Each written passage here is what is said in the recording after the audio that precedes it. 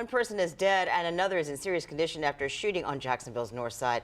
This is just the latest shooting after a violent weekend in Jacksonville. On your side, Zach Wilcox joins us live. And Zach, police have just wrapped up a briefing. So what else did they tell you?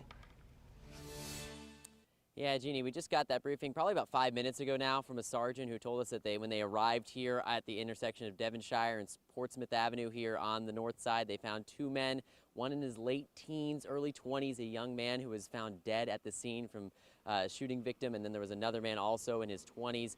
He was found with non-life-threatening injuries, taken to a hospital. But as you mentioned, this is just another step in what's been a string. I mean, I was working yesterday and we had 4 shootings within the course of about 18 hours, and it just seems like it's been a very violent weekend, and this kind of puts a exclamation point on the end of that weekend.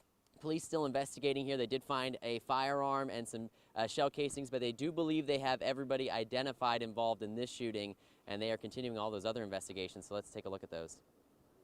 My son was shot and killed in front of my house, and this is my way of, paying respect to his life. 3 days a week, retired Detective Kim Varner walks the streets of the east side of Jacksonville, urging young men to seek alternatives to violence. He spent 26 years with the Jacksonville Sheriff's Office, but after his own son was a shooting victim, he still feels the need to continue his effort to make Jacksonville a safe place to live. He used to always come and tell me, "Dad, I need you to talk to some of my friends. I need you to talk to some of my friends. They're doing the wrong thing. I know you could reach them." Jacksonville is off to a bleak start in 2023. 16 shootings in 16 days, 8 of them fatal. Sunday was a key contributor to that total.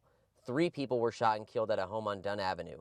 A 63-year-old man and a 58-year-old woman inside a home, and another 44-year-old man found dead on the front lawn. The suspect in the triple homicide, Jadarius Jones, however, is only 18 years old.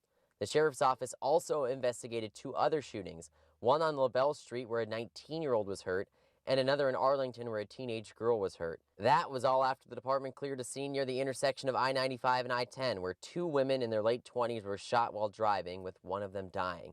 Varner says gang violence is the cause of many shootings. He says 2 major gangs have dissolved a bit over the past few months, but gave way to smaller gangs, which he says can be just as dangerous. He and a partner are working to get a truce among those groups. We're going to try and bring the heads of them together. The people that I know, he's going to bring the people that he knows. We're going to try and come to the table, sit down and talk about it, see if we can truce some things up. And if that works, then I think we can see a change in the whole city. Now, yesterday when I was out at that shooting on Dunn Avenue, there were probably 2 to 3 dozen family and friends that were outside sobbing, leaning on each other, crying, and it just drove home. We can get desensitized to seeing all these shootings around Jacksonville. It really drove home just how impactful and painful these shootings can be for this community. As for this shooting that we just arrived at, there is 1 person detained as police continue to investigate. On the north side, Zach Wilcox, First Coast News, on your side.